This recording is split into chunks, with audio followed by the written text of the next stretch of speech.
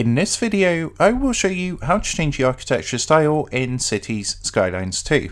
So let's jump straight into it. So the first thing you need to do is make sure that you do have different styles available. To do this, what you're going to want to do is go to Content Manager and click onto Styles. There you'll find any district styles or architectural styles that you have installed, and you can toggle on any that you want to use from here. Now, there's one that comes with default by the game, which is the European Vanilla style, but you can download many more from the Steam Workshop.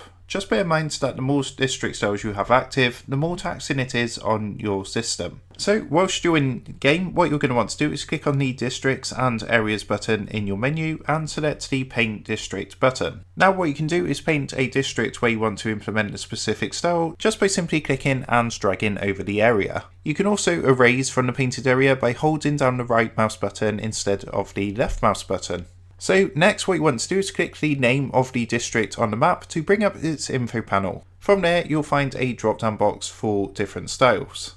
So as you can see, this is just a image and it's basically showing you the same district before and after changing the style from the default style to the European style. So it's actually possible to implement district styles both on empty zones, which are of course those that have yet to grow any buildings on them, as well as those already with buildings on them. However, just to note that any existing buildings will need to be torn down in order to be replaced with its counterparts featuring the different style. This in turn will cause your population to drop temporarily, so avoid making style changes to large swathes of zones all at the same time. Now if you want to go ahead and find district styles in the Cities Skylines Steam Workshop, then what you can do is select the District Styles filter on the right hand side. Of course, not all styles will affect all zone types. For example, the default one, the European Vanilla style, will affect high density residential, commercial and offices, but does not work on low density zones. Now this does vary depending on of course what assets the creator has included. So that is a quick guide on how to change the architecture style on Cities Skylines 2. I hope this quick tutorial did help you out today, and if it did help you out I would really appreciate it if you was to consider dropping down below the video, leaving a like and also subscribing to the channel. With that being said, I just want to take a minute to thank you guys for watching this quick tutorial, and I will see you in the next video.